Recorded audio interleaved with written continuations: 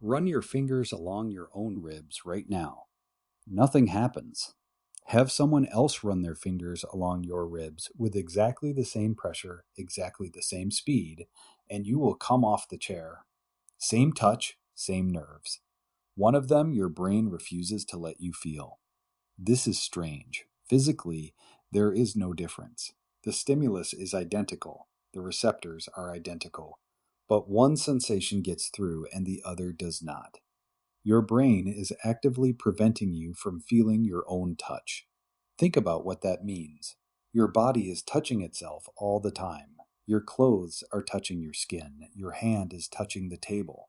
Your foot is touching the ground. If you felt all of that at full volume, you would be unable to function. The world would be noise. But that is not why your brain is blocking your own tickle. In 1998, a neuroscientist named Sarah Jane Blakemore, along with Daniel Wolpert and Chris Frith, published a study in Nature Neuroscience called Central Cancellation of Self-Produced Tickle Sensation. They did something simple. They built a device that could deliver an identical touch to a person's left palm. Sometimes the touch was controlled by the person's own right hand. Sometimes it was controlled by an experimenter. Physically identical stimulus either way. Then they put them in an fMRI scanner and watched what happened in the brain. When the touch came from the person's own hand, certain regions shut down. The somatosensory cortex, which processes touch, was less active. The anterior cingulate, which determines how pleasant a touch feels, was quieter. But the cerebellum was the key. It was less active during a movement that produced a tactile sensation than one that did not. The cerebellum was running a prediction. It was looking ahead at what the body was about to do and what it was about to feel. And then it was canceling it. This is not a reduction in signal. This is deletion. The sensation is not weaker. It is erased before it reaches consciousness. But here is the question. If the sensation is deleted, then how could the experimenter's touch get through? Both touches were identical. Both arrived at the same receptors. The answer is prediction. Your brain predicted what its own hand would feel. It subtracted that prediction from the real signal, but it could not predict what someone else's hand would feel. So the signal arrived intact. This meant something crucial. You might think that ticklishness is about whose hand it is. You might think that your brain recognizes your own touch and blocks it out. But the study showed something different.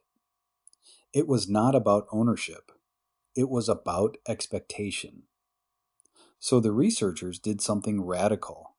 They built a robot. A robotic interface went between the hand doing the tickling and the palm being tickled. Now they could introduce a delay. The movement and the sensation no longer arrived at the same time. As the delay increased, so did the ticklishness. A 100 millisecond lag was enough. A 300 millisecond lag was dramatically ticklish. Rotating the trajectory of the movement did the same thing. The brain could no longer predict what the touch would feel like. And when the prediction failed, the deletion failed. The machine found the loophole. You can tickle yourself.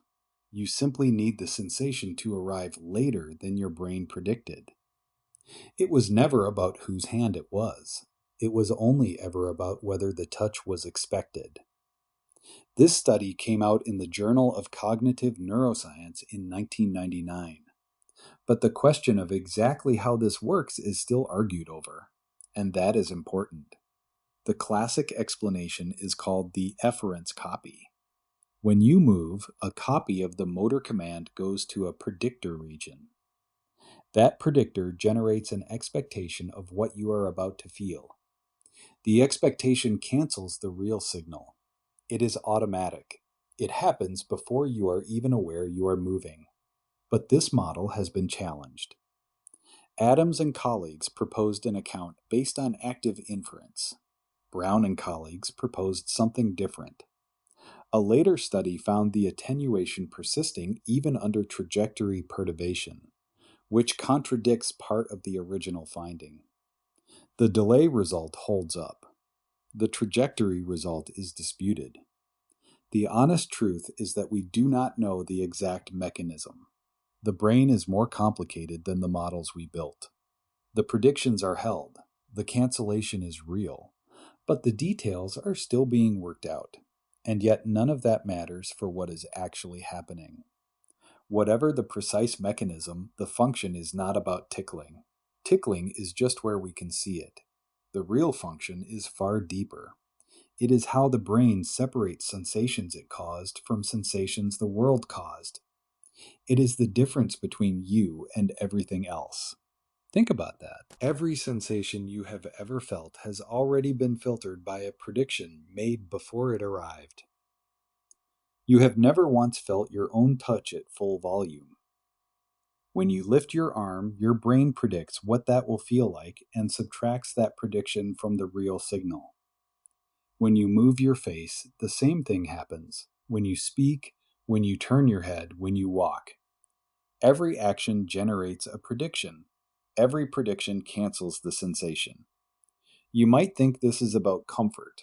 You might think the brain is just protecting you from overwhelming sensory noise. And that is part of it. But that is not the real reason. The real reason is identity. A brain that could not subtract its own actions from its sensations would have no way of knowing which things in the world it had caused. If you felt your own touch at full volume, if you felt every movement you made with full clarity, then the world would be divided into things that moved and things that did not. You would not exist as a separate entity.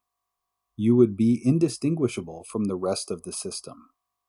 The ability to know that you moved something, that you caused something, that a sensation came from your action and not from the world. That requires the sensation to be subtracted. That requires deletion. That requires the exact same mechanism that prevents you from tickling yourself. Ticklishness is not a quirk of the nervous system. It is the one place where you can actually feel the machinery that tells you where you end and the world begins. When someone else tickles you, that machinery fails. The touch arrives unpredicted. The deletion does not happen. And for a moment, you feel something that your brain could not account for. You feel the surprise of being touched by something that is not you. That is what you are feeling when you laugh.